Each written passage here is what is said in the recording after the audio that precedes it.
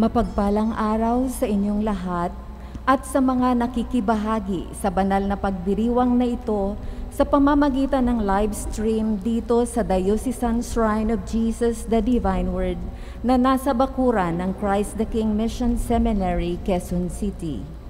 Tayo po ngayon ay nasa ika-4 na linggo ng karaniwang panahon.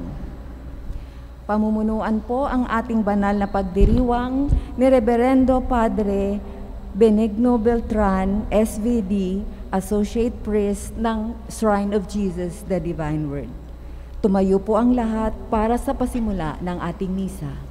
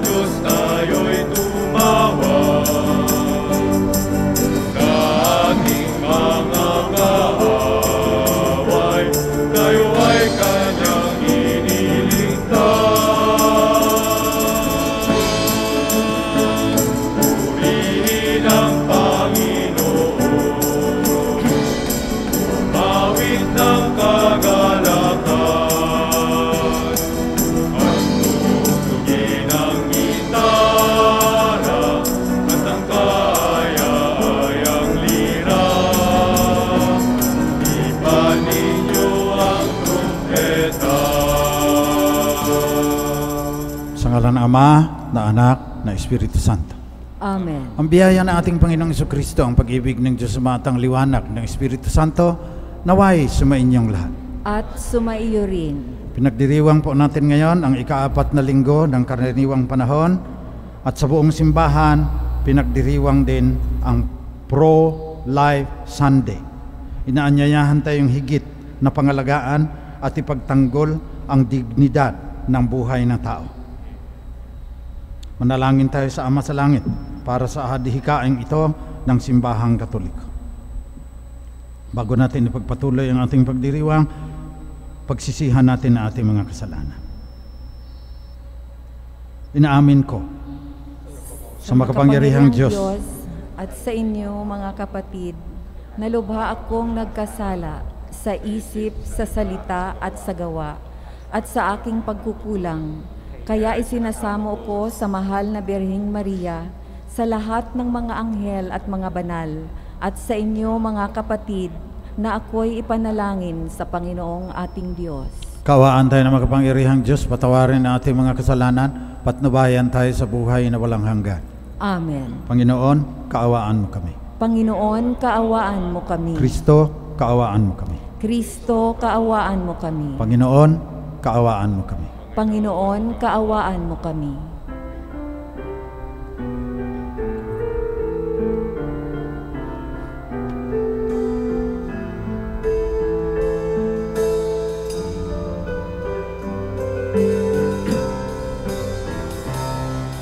Luwalhati sa Diyos sa kaitaasan, kaloob sa lupa ay kapayapaan. Pinupuri ka, ipinagkarangal, sinasamba ka dahil sa dakilang mong kalwalhatian.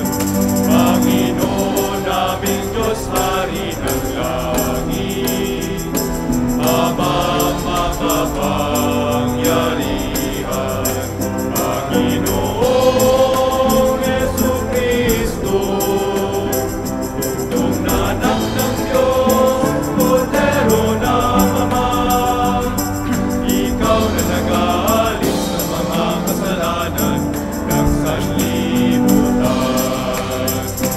Kakapit mo ang aming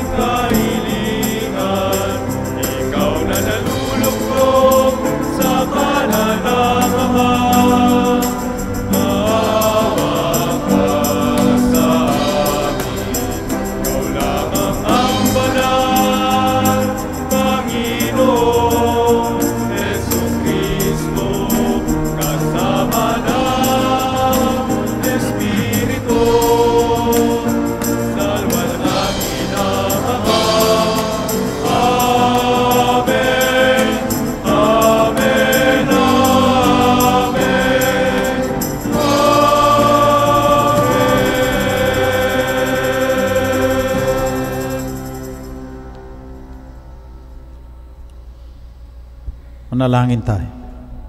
Manaming makapangyarihan, pagkaloob mong kami makasamba sa iyo ng may luubing taimtim na totoo, at kami rin naway magmahal sa aming kapwa-tao ng may damdaming ibinubunsod ng iyong Espiritu.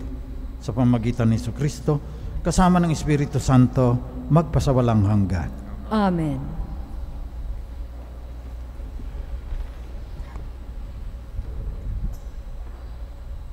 Pagbasa mula sa aklat ng Deuteronomio.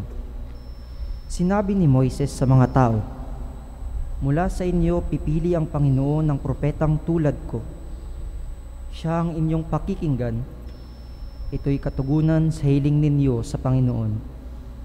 Nang kayo'y nagtipon sa Horeb, ang sabi ninyo, huwag mo nang iparinig uli sa amin ang tinig ng Panginoon, ni ipakita pa ang kakilakilabot na apoy na ito. Pagkat tiyak na mamamatay kami." Sinabi naman niya sa akin, "Tama ang sabi nila. Kaya pipili ako ng propetang tulad mo. Sa kanya ko ipasasabi ang ibig kong sabihin sa kanila. Sino mang hindi makinig sa kanya ay mananagot sa akin. Ngunit tiyak na mamamatay ang propetang mangangahas magsalita sa pangalan ko. Nang hindi ko pinahihintulutan o magsalita sa pangalan ng alinmang Diyos-Diyosan." Ang salita ng Diyos. Salamat sa Diyos.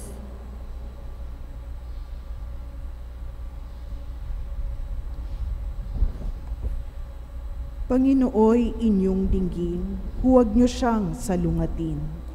Panginooy inyong dinggin, huwag niyo siyang salungatin. Tayo ay lumapit sa ating Panginoon, siya ay awitan, ating papurihan. Ang batong kublihan natit kalakasan. Tayo ay lumapit sa kanyang harapan na may pasasalamat. Siya ay purihin ng mga awiting may tuwa at galak. Panginooy inyong dinggin, huwag niyo siyang salungatin. Tayo ay lumapit sa kanya'y sumamba at magbigay galang. Lumuhod sa harap nitong Panginoong sa ati lumalang. Siya ang ating Diyos, tayo ay kalinga niyang mga hirang, mga tupa tayong inaalagaan. Panginooy inyong dinggin, huwag niyo siyang salungatin. Ang kanyang salita ay ating pakinggan. Iyang inyong puso'y huwag patigasin, tulad ng ginawa ng inyong magulang nang nasa Meriba sa ilang ng Masa. Ako ay tinuksot, doon ay sinubok ng inyong magulang, bagamat nakita ang aking ginawang silang nakinabang. Panginooy inyong dinggin, huwag niyo siyang salungatin.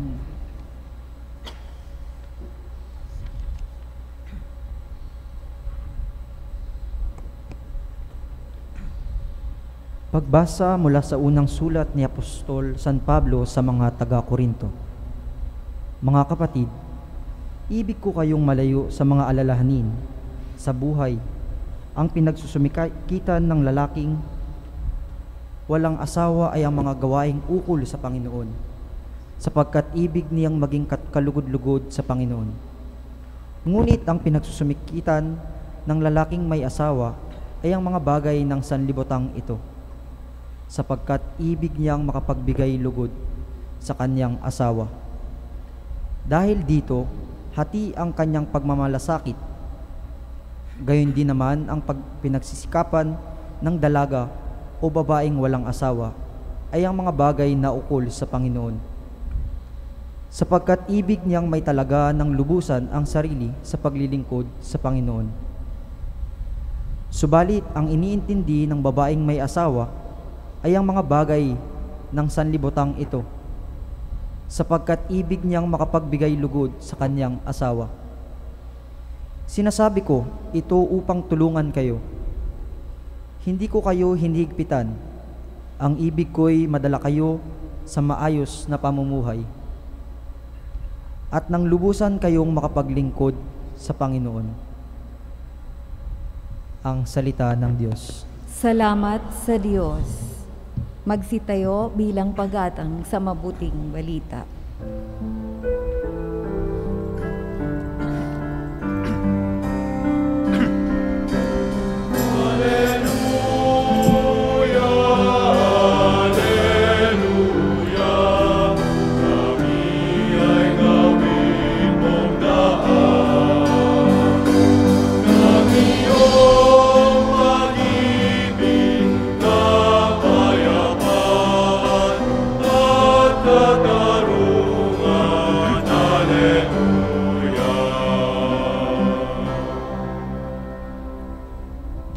Sumainyo ang Panginoon. At sumainyo rin. Mabuting balita ng Panginoon ayon kay San Marcos. Papuri sa iyo, Panginoon. Noong panahon ngayon, si Jesus at ang mga alagad ay nagpunta sa Capernaum. Nang sumunod na araw ng pamamahinga, ay pumasok si Jesus sa sinagoga at nagturo. Namangha ang mga tao sapagkat nagturo siya sa kanila na parang isang may kapangyarihan at hindi tulad ng mga eskriba. Bigla namang pumasok sa sinagoga ang isang lalaking inaalihan ng masamang espiritu at sumigaw, "Ano ang pakialam mo sa amin, Jesus na taga Nazaret? Naparito ka ba upang puksain kami? Kilala kita, ikaw ang banal na mula sa Diyos." Ngunit iniutos ni Jesus sa masamang espiritu, "Tumahimik ka, lumabas ka sa kanya." Pinapangisay ng masamang espiritu ang tao, sumisigaw na lumabas. Nang gilalas ang lahat, kaya't sila'y nagtanungan, "Ano ito? Bagong aral. Nauutusan niya pati ang masasamang espiritu at sinusunod naman siya." Mabilis na kumalat sa buong Galilea ang balita tungkol kay Jesus. Ito ang mabuting balita ng ating kaligtasan. Pinupuri ka namin, Panginoong Hesukristo. Magandang umaga po sa inyong lahat. Ang 8 o'clock Mass, ayon sa desisyon ng mga nakakataas sa SBD, ay natatanging pinapatungkulan para ipagdasal ang mga guro at mag-aaral sa ALS, Alternative Learning System, ng DepEd. Yung mga tumigil, nag-drop out, pinapabalik, tapos yung mga hindi nakatapos ng high school, may accreditation and equivalency exam. Pag nakapasa sila doon, may high school diploma. Pwede nang mag-college, pwede nang magtrabaho, pwede nang magnegosyo. Nagpapasalamat kami sa GMA News na kinakarga din nila ang 8 o'clock Mass ng Shrine of Jesus the Divine Word, at itong ating patungkol sa mga hindi nakatapos ng pag-aaral. Nagpapasalamat din kami sa CBRC.tv ni Dr. Carl Balita ng Review Center dahil pinupost din nila sa kanilang Facebook page. Ang champion po namin sa ALS ay ang aming Provincial Superior, si Father Jerome Marquez SBD. Noon mayroon na silang 100 learning centers, halos magli5,000. Kaya mahal ng SBD ang ALS. Kaya gusto namin sana pag nagsimba kayo, kaunti na lang kasi nagsisimba dalhin ninyo yung plastic bottles. Plastic bottles lang muna, lagay ninyo dyan. Pampaaral namin sa ALS yan. Kukunin ng mga seminarista yan at dadalhin sa mga ALS center para yung mga bata may pambayad na kanilang wifi connection kasi online kami. Father Jerome Marquez, hinahangaan ko yan dahil i-assign sana sa ibang lugar. Sabi niya, sa Smoky Mountain ako. So 3 taon siya ron. Kaya kung nagtatanong kayo, totoo kayang may demonic possession? balik tayo sa gospel. Pagalitan tayo ni Pope Francis kung hindi natin ilalapat sa mga ebanghelyo sa araw na ito. Lagi kaming nag-uusap ni Father Jerome noon, kumakain kami dahil may mga kababalaghang nangyayari. Pinsan, pagkatapos ng misa, pupunta na lang, sabi niya, Ben, meron doong dalagita, ang ganda-ganda, kita ako pa ang mukha, kilala ko eh. Nagmimisa daw ang simbahan namin, yung lumang warehouse na dilapidated na eh, abandoned na eh. Doon kami nagmimisa. Pagtapos ng communion daw, biglang nagsalita yung dalagita. Parang nasa ilalim daw ng lupa nang galing yung boses, nag-iba ang boses. Tapos minsan, ang sinasabi niya, yung anak pa ng cook namin, tumitiyad, ulo na lang at saka paa, yung nakalapat sa lupa, tapos umiikot ang bilis. Eh, nagdadasal na lang kami. Totoo kaya itong diabolical possession? Kasi ang dami nito sa mga sine. Ganito ang turo ng simbahan. Kaunting bahagi lang ng mga sinasabing kababalaghan, sinasapian, pinapasok ng masamang espiritu. Kaunti lang talaga ang demonic possession na kagaya nitong nakalagay sa Ebanghelyo. Sa salita si Jesus sa sinagoga, dapat tahimik doon. Bigla na lang pumasok yung isang lalaking inaalihan ng masamang espiritu. Sumigaw, ano ang pakialam mo sa amin, Jesus na taga Nazaret? Naparito ka ba upang puksain kami? Kilala kita, ikaw ang banal na mula sa Diyos. So, bago ninyo sasabihin na sinapian ng masamang espiritu, tawagin ninyo may official na exorcist yung diocese. Hindi lahat ng pare. Ako pinapunta ako doon sa isang sinapian daw, ganda-gandang babae. Tapos noong sasalakayin na ako, mabuti nahawakan, tumakbo ako, pinuntahan ko yung banal na pare. Mamaya sa akin papapasok yon.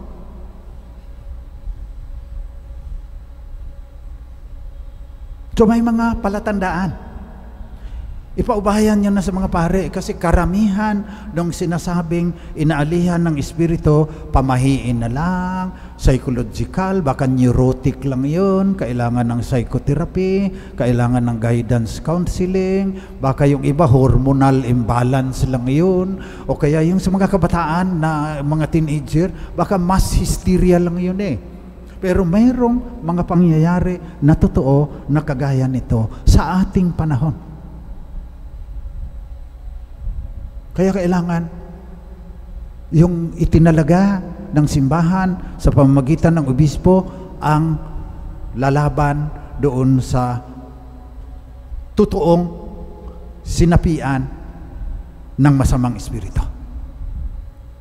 Kaya kayong mga charismatic, huwag kayong masyadong kampante sa inyong kabanalan. Tawagin ninyo yung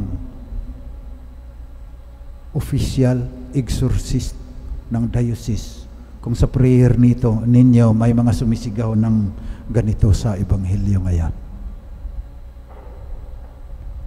So by analogy, bilang paghahambing, may mga totoong demonic possession, ilang beses na akong nakaranas, natakot ako, tumakbo ako, pero kaunti lang yan. Ihahambing natin na tayo rin sinapian ng masamang espiritu. Bakit tayo nagsisimba? Bakit tayo tumatawag sa Panginoon? Kadalasan tayo naguguluhan. Hinihiling natin ang katiwasayan ng kalooban. Pumapasok tayo sa simbahan, nagdadasal tayo, kagaya ng mama dito, tumasok sa sinagoga. Minsan, labis tayong nasasaktan. Pinagtaksilan tayo ng isang taong ibinigay na natin sa kanya ang lahat. Walang utang na loob. Siniraan pa tayo.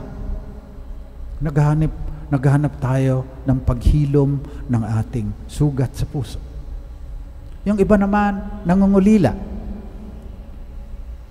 Naghahanap ng kalinga. Gaya ng maraming teenagers ngayon, na akala mo, okay naman, tingin-tingin maghapon sa kanilang cellphone, nababasag na pala ang puso, hindi alam ng mga kasamahan niya sa bahay. Sa isang uri ng pagtingin, masamang espiritu din niyan. So, sa aking palagay, maliban lang sa mga santo, lahat tayo may masamang espiritu sa kaibuturan ng ating puso. Lumiligalig sa atin. May madilim na bahagi sa ating nakaraan, nakaukit pa rin sa ating puso, ayaw nating pasukin, kaya nahihirapan tayong mabuhay ngayon. Mayroong mga tukso na tagos sa kaliit-liitang himaymay ng ating pagkatao. Malalaswang pag-iisip, mga kasalanang nagawa, kahit pinatawad na. Gaya nung isang nanay na nagpalaglag ng sanggol, pinatawad, obispo pa. Tapos na yun. Pero, sabi niya, sa ating gabi, pagtahimik ng lahat, may naririnig siyang sanggol umuuha doon sa malayo. Hindi siya pinapatahimik. Masamang espiritu yan. Hindi nagaling sa Diyos yan. Pinatawad ka na eh.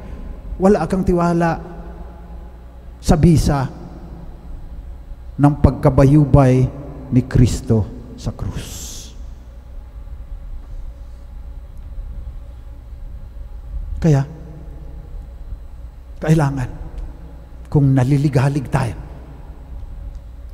kung yung ating puso ay kuyamis ng kalungkutan, sabi ng mga taga-Bulacan, pumasok tayo sa sinagoga kagaya ng naman. Para, kung dalisay ang ating pagnanais, maririnig natin sa ating pagsamo na palayasin ni Jesus ang masamang espiritu na sumusurot sa ating budhi. Sasabihin niya, tumahimik ka! Lumabas ka sa Kanya. At yun, religious experience yun. I once was blind and now I see. Amazing grace.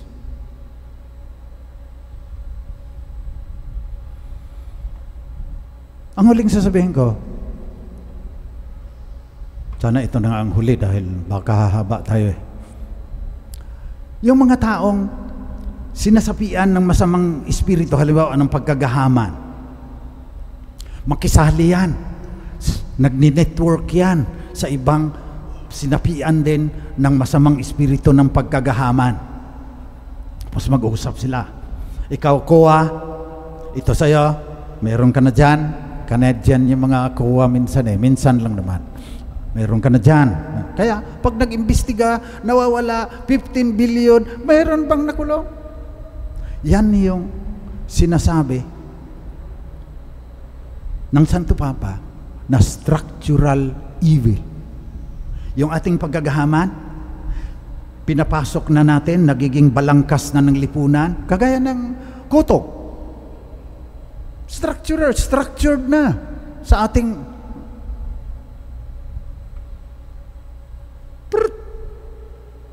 dukot ka agad yung driver sa kanyang lisensya kasi may violation naman talaga siya, lalagyan ng 500 piso doon sa lusot na siya.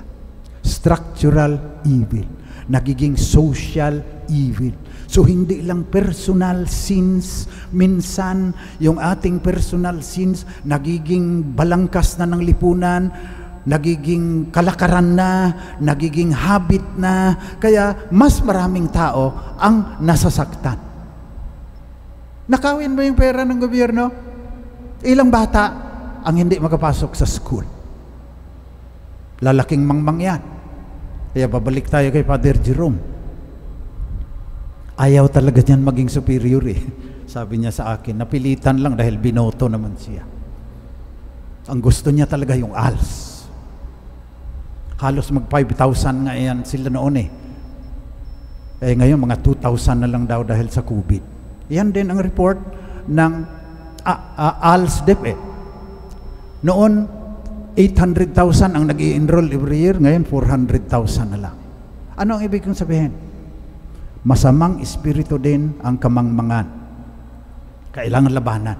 Nasa saligang batas ng SBD, ng Kalipunan, ng Banal na Diwa, Society of the Divine Word. So kailangan labanan din yan. Kagaya ng tumatakbo tayo kay Jesus, pumapasok tayo sa sinagoga, hinihiling natin na palayain tayo mula sa kung anumang bumbabaghabag sa ating damdamin. Tumatakbo din tayo bilang social beings. Hinihiling natin ngayon kay Jesus. Sabi sa constitutions, ignorance, famine, lahat ng nagdadala ng makamandag at nakakamatay na bunga sa lipunan, tatanggalin natin dapat yan. Kaya ngayong ika-4 na linggo, narito tayo uli. Maraming salamat na nagpupunta kayo. Maraming salamat sa mga nanonood online. Dalawa ang ating hinihili. Ang ating sariling kasalanan, ang mga madilim na bahagi ng ating puso na ayaw nating harapin. Palayasin sana ng Panginoon. Pero maliban doon, hilingin din natin na yung madilim na bahagi ng ating lipunan, yung ang dami-daming mangmang, sabi ni Father Jerome, hanggang sa huling hibla ng kanyang hininga, gagawin niya ang lahat ng kanyang makakaya, ang kanyang salawikain, walang mangmang na Pilipino. Sapagat yan, masamang espiritu, kung lalaking walang alam at magiging suliranin ng lipunan yung mga kabataan ngayon na out of school youth. Palayain mo, Panginoon, kami sa masamang espiritu na lumulukob sa aming pagkatao. Palayain mo rin kami sa structural evil sa aming lipunan na nawalan na ng katarungan. Kaya ang daming nagugutom, ang daming hindi nakakapag-aral, ang daming madilim ang kinabukasan. Sapagkat, Panginoon, naniniwala kami na ikaw ang banal na diwa na nagkatawang tao. Ikaw ang banal ng Diyos.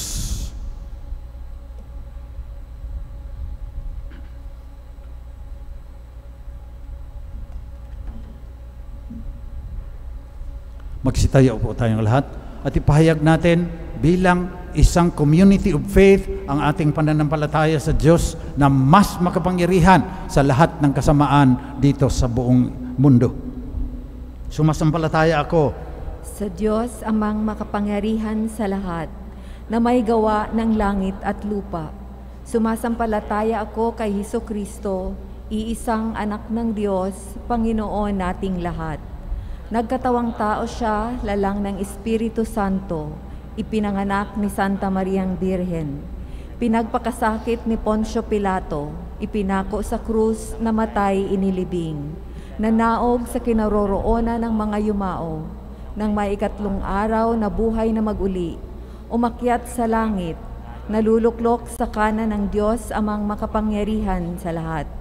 Doon magmumulang paririto at huhukom sa nangabubuhay at nangamatay na tao. Sumasampalataya naman ako sa Diyos Espiritu Santo, sa banal na simbahang Katolika, sa kasamahan ng mga banal, sa kapatawaran ng mga kasalanan, sa pagkabuhay na muli ng nangamatay na tao, at sa buhay na walang hanggan. Amen. Panalangin ng bayan. Mga kapatid, manalangin tayo sa Diyos Ama na bigyan niya tayo ng panibagong buhay kay Kristo, na palayasin ang masasamang espiritong lumulukob sa ating puso, Siya, ang banal na diwa na nagkatawang tao, dumating upang magpagaling, magpatawad, at ialay ang kanyang buhay para sa kapatawaran ng kasalanan. Ang ating itutugon, Panginoon, dinggin mo ang aming panalangin. Panginoon, dinggin mo ang aming panalangin.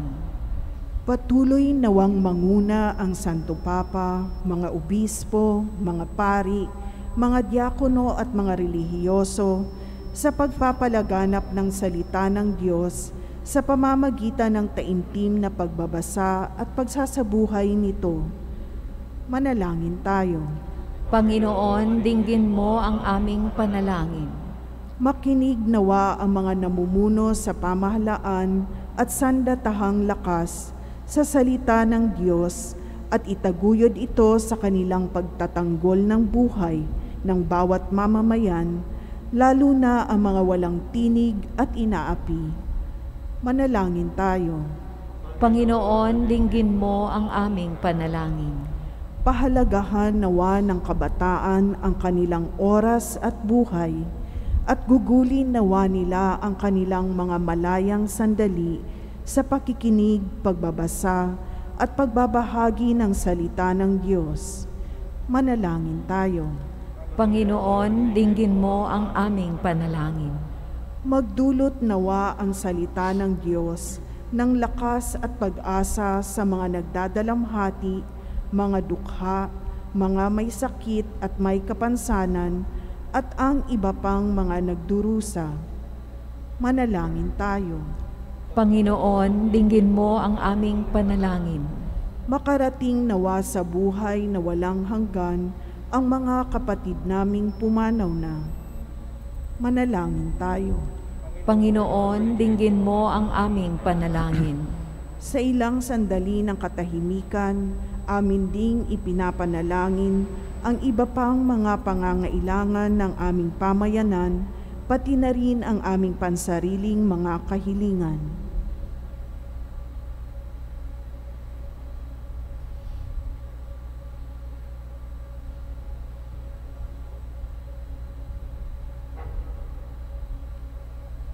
Manalangin tayo. Panginoon, dinggin mo ang aming panalangin.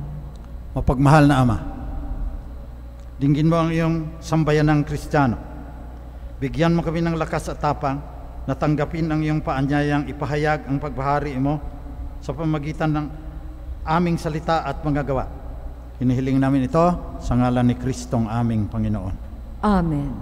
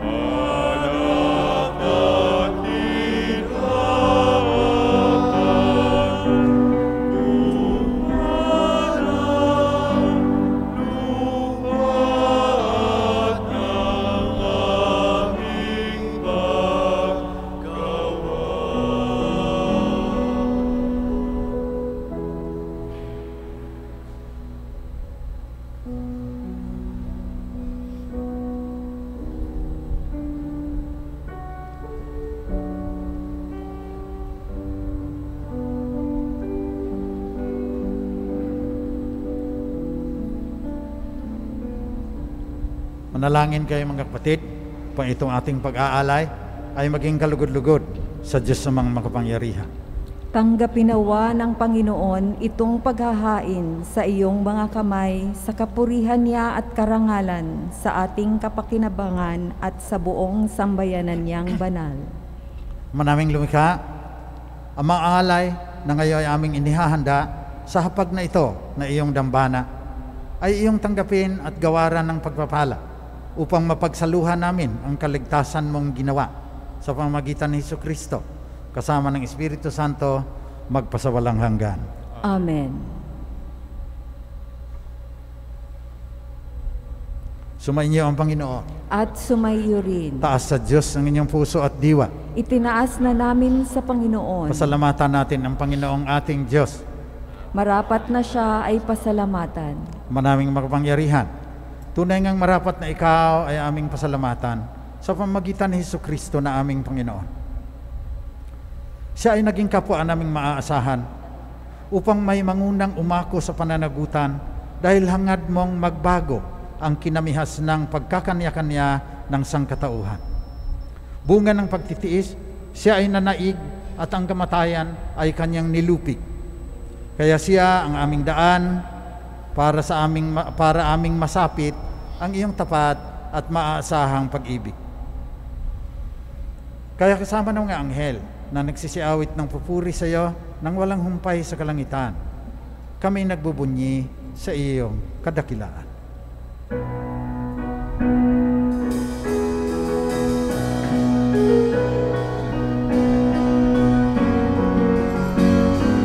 Santo, Santo, Santo, Panginoon Diyos na makapangyarihan, napupuno ang langit at lupa na kalwalhatian mo. Hosana, Hosana sa kaitaasan, Hosana, Hosana sa kaitaasan. Pinagpala ang naparirito sa ngalan ng Panginoon. Hosana, Hosana sa kaitaasan, Hosana, Hosana sa kaitaasan.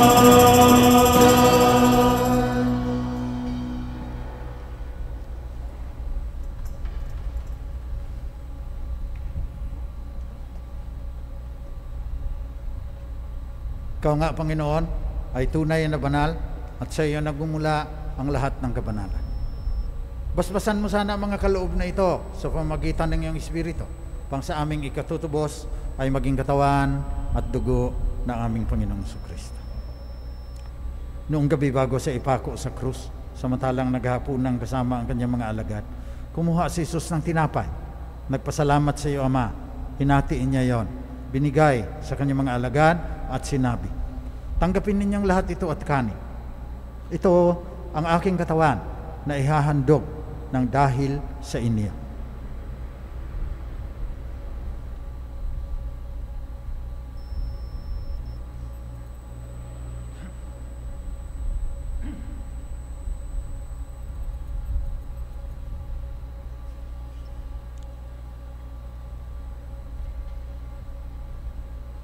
Sa ganun ng paraan, pagkatapos ng hapunan, kinuha ni Jesus ang kalis. Muli siyang nagpasalamat sa iyo, Ama. Binigay niya ang kalis sa kanyang mga alagad at sinabi, tanggapin ninyong lahat ito at inumin. Ito ang kalis na aking dugo, ng bago at walang hanggang tipan. Ang aking dugo na ibubuhos para sa inyo at para sa lahat, sa ikapagpapatawad ng mga kasalanan. Gawin ninyo ito, panglagi ninyo akong maalaala.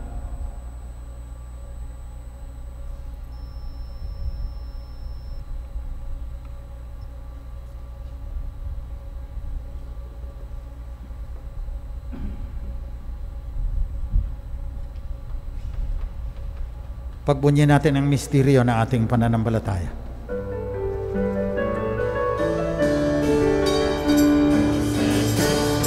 Ay kunitain, sarili ay ilihain, bilang pagkain inumin, pinagsasaluhan natin, hanggang sa siya'y dumating.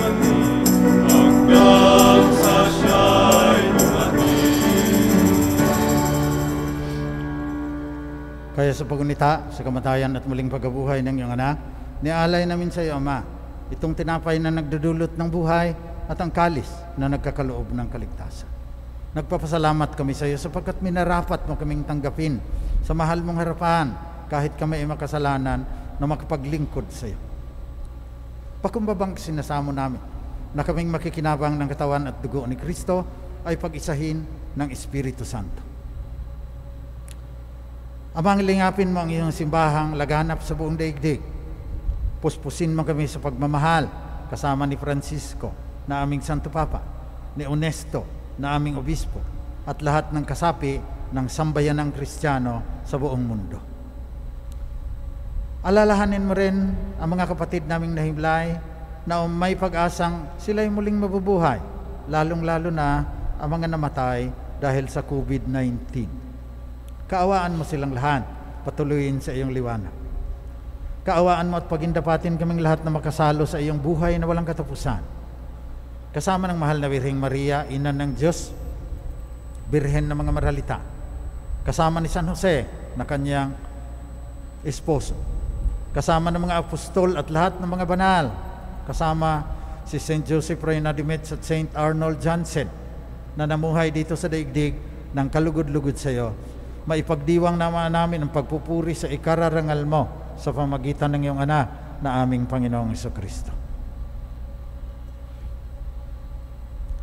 Sa pamamagitan ni Kristo, kasama niya at sa Kanya, ang lahat ng parangal at papuri ay sa iyo, Diyos amang magapangyarihan, kasama ng Espiritu Santo, magpasawalang hanggan.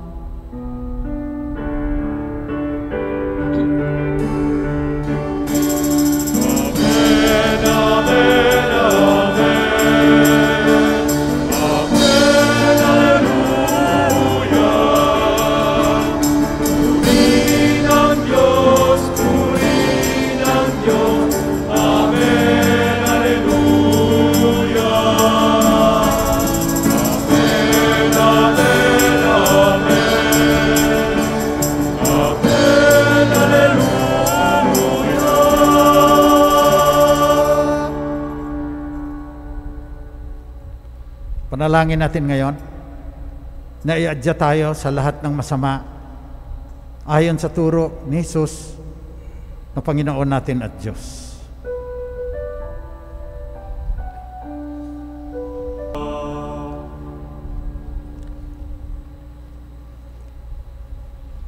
Nihiling namin, Panginoon, na iadya mo kami sa lahat ng masama. Pagkalooban mo kami ng kapayapaan na palagian, pang sa tulong ng iyong awa, lagi kaming maligtas sa kasalanan at malayo sa lahat ng kapahamakan. Samantalang aming pinanabikan ang muling pagbabalik ng tagapagligtas naming si Jesucristo. Sapagkat sa'yo ang kaharian, kapangyarihan at kapurihan, ngayon at magpakailanman. Ngayon at magpakailanman. Panginoong Jesucristo, sinabi mo sa iyong mga apostol, kapayapaan ang iniiwan ko sa inyo, ang aking kapayapaan ang binibigay ko sa inyo. Tunghayan mo ang aming pananampalataya at huwag ng aming pagkakasala. Pagkalooban mo kami ng kapayapaan at pagkakaisa ayon sa iyong kalooban, kasama ng Espiritu Santo, magpasawalang hanggan. Amen. Kapayapaan ng Panginoon ay laging sumainyo. At sumaiyo rin. Magbigayan kayo ng tanda ng kapayapaan ni Kristo sa isa't isa.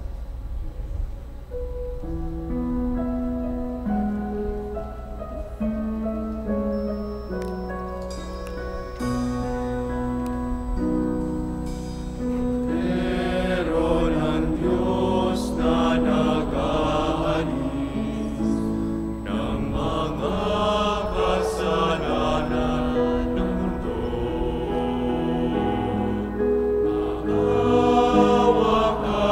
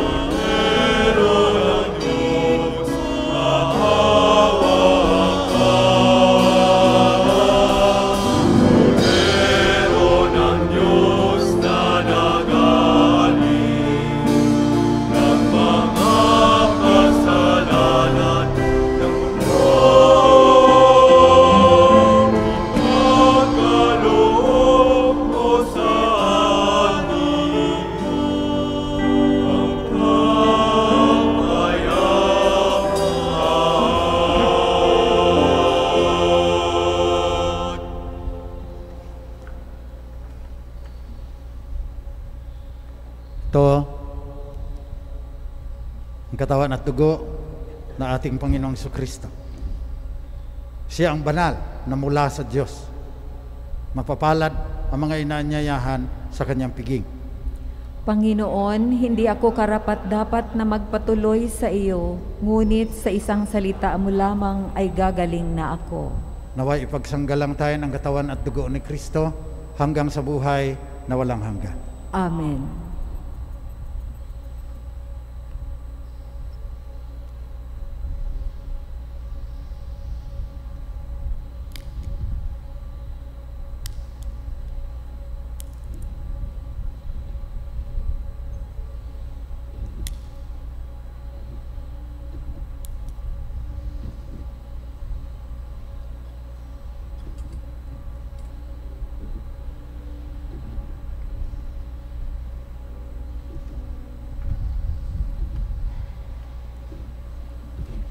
Magsiupo po ang lahat. Paalala, ang pagbibigay po ng komunyon ay gagawin po ng pahanay. Magsisimula sa kanang bahagi ng nakaharap sa altar. Pakihintay po ang mga ushers upang tayo'y magabayan. Espiritual na pakikinabang. Aking Jesus, nananalig akong ikaw ay nananahan sa pinakabanal na sakramento.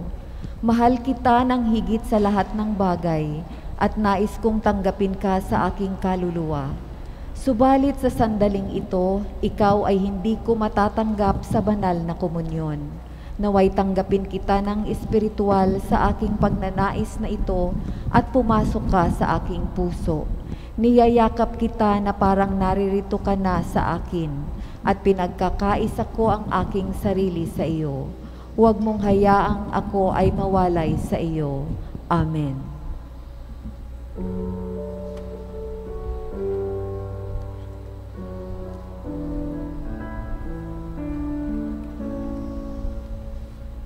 Jesu, panis vitae donum Patris. Jesu, fons vitae atque. Cibus et motus noster. Cibus et motus noster. In itinere ad domus Dei. Mula sa lupa, sumibol kang masinla, at tapos kang yurakan ng mga masasama. Sumilaw ang liwanag ng mga nawawala, tinapay ng buhay, pagkain ng buhay. Jesu, panis vitae donum Patris. Jesu, fons vitae atque. Cibus et motus noster. Cibus et motus noster. In itinere ad domus Dei. Jesus, full divine, be our strength each day, so we don't tire as witness to your love and care. To those in greater need, both near and far away, we will lead them back to you, all those who've gone astray. Jesu, panis vitae donum Patris. Jesu, fons vitae atque. Cibus et motus noster.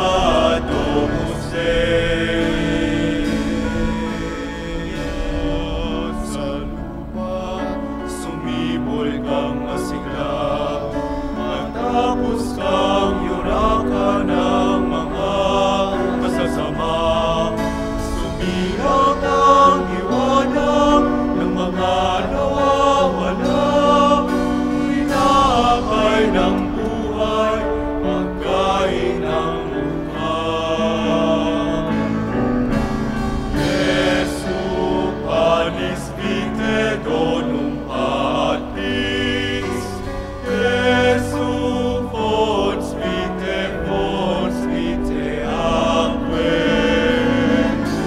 cimus et potus noster, cimus et potus noster, in itinere ad Domus